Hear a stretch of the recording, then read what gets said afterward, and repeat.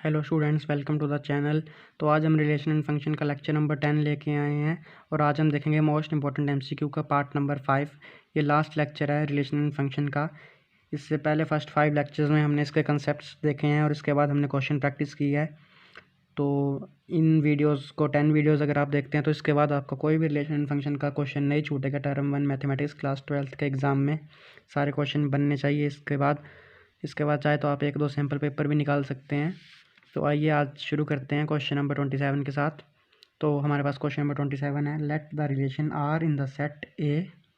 तो यहाँ पे सेट ए हमें दिया हुआ है x बिलोंग्स टू z और x जो है वो 0 12 के बराबर है, s के बीच में है। तो मतलब हमारे पास a जो है वो 0 1 2 3 4 5 ऐसे 12 तक है।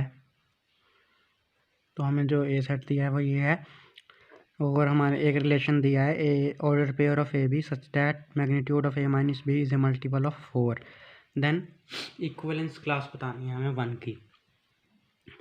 तो अगर हम रिलेशन देखें तो रिलेशन में जो आर है उसमें हमारे पास जो एलिमेंट्स आएंगे, हम 0 से स्टार्ट करते हैं तो 0 0 0 4 आएगा, उसमें 0 8 0 12, उसके बाद 1 से शुरू करते हैं हम तो एक एक बढ़ा देते हैं 1 1 1 5, यहाँ पे +1 करते चलें 1 9 और यहाँ पे 1 13 आएगा, लेकिन 13 तो हमारे पास सेट में है ही नहीं, तो इसलिए अब हम 2 से शुरू करते हैं 2 2 2 6 2 10, उसके बाद हम 3 से 3 3 3 7 3 11, उसके बाद 4 से। तो जब हम 4 से दोबारा शुरू करेंगे तो हम इसमें फर्स्ट वाली लाइन में 0 जो x की वैल्यू 0 है यहाँ पे उसको 4 से रिप्लेस कर देंगे, बाकी सारे एलिमेंट्स यही आएंगे, जैसे 4 0 4 4 4 8 4 12। उसके बाद 5 के लिए भी हम यहाँ पे 1 को रिप्लेस कर देंगे 5 से, 5 1 5 5 5 9। उसके बाद 6 को यहाँ 2 से रिप्लेस कर देंगे 6 2 6 6 6 10। उसके बाद 7 को यहाँ 3 से 7 3 7 7 7 11। उसके बाद 8 के लिए हम फिर से यही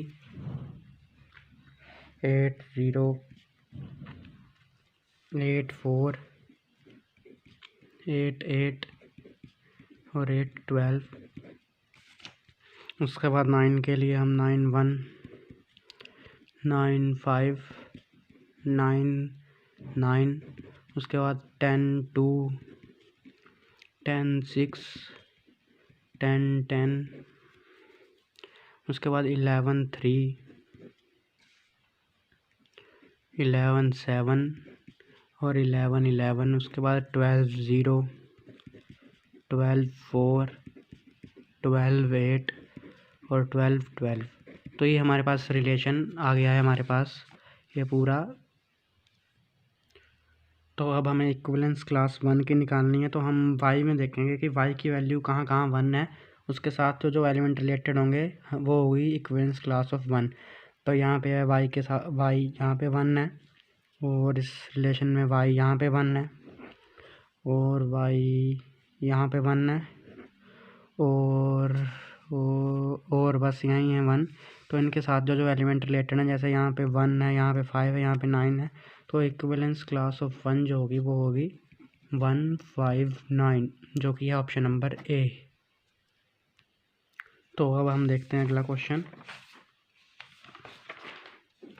तो क्वेश्चन नंबर 28 है हमारे पास, the function f defined from r to r defined as fx is equal to x cube is 1 1 and into many 1 and into 1 1 on 2 या many 1 on 2। तो हमने ये देखना है कि ये जो फंक्शन है वो 1 1 on 2 है या क्या है। तो देखते हैं, सबसे पहले हम चेक करते हैं। तो हम मान लेते हैं ये f(x1) जो है वो f(x2) के इक्वल है, ऐसा मान लेते हैं हम। तो जो हमारा x1 क्यूब आएगा वो x2 क्यूब के इक्वल आएगा और जो x1 है वो हमारा x2 के बराबर आएगा। तो ये जो मतलब ये फंक्शन है 1 1 है, ये फंक्शन ये 1 1 है। अब हम ऑन टू के लिए चेक करेंगे। ऑन टू के लिए हमारे पास ऐसे गिवन है y is equal to x cube.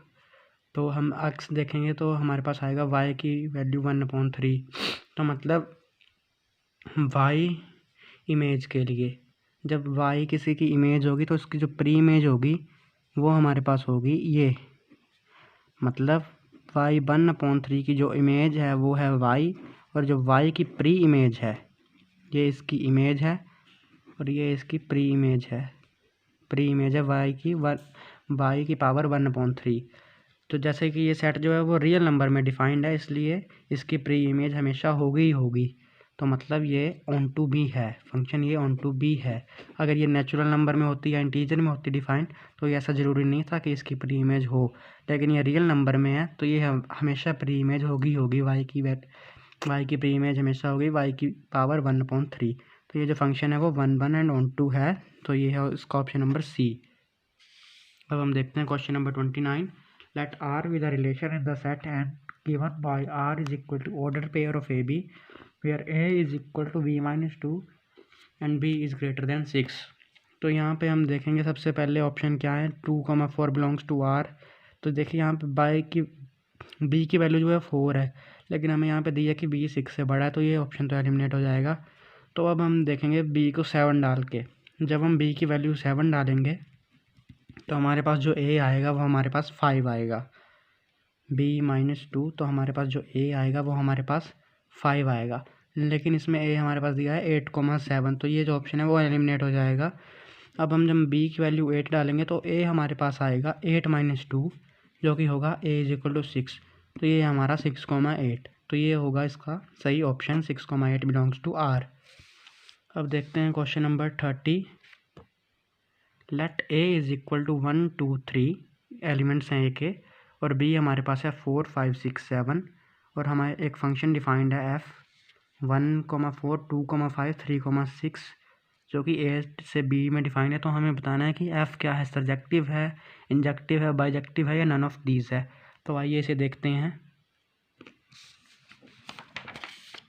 जैसे A हमें डिफाइंड था, यहाँ 1 2 3,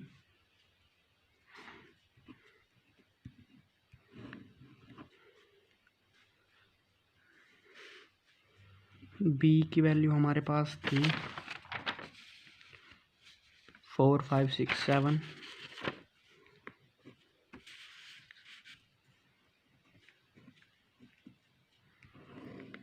और फंक्शन डिफाइंड था। 1 जो था वो 4 से कनेक्ट था, 2 5 से, और 3 जो था वो शायद 6 से कनेक्ट था। एक बार देख लेते हैं, हाँ जी ऐसा ही था। तो ये हमें बताना है कि ये फंक्शन क्या है। तो जैसे एक एलिमेंट 1 से कनेक्ट है तो ये फंक्शन जो है वो है 1 1 1 1 को हम इंजेक्टिव भी बोलते हैं। लेकिन जैसे आप देखते हैं कि यहाँ पे 7 जो एलिमेंट है इसकी कोई प्री इमेज नहीं है, तो ये जो फंक्शन है वो ऑन टू नहीं है, ये फंक्शन है इन टू।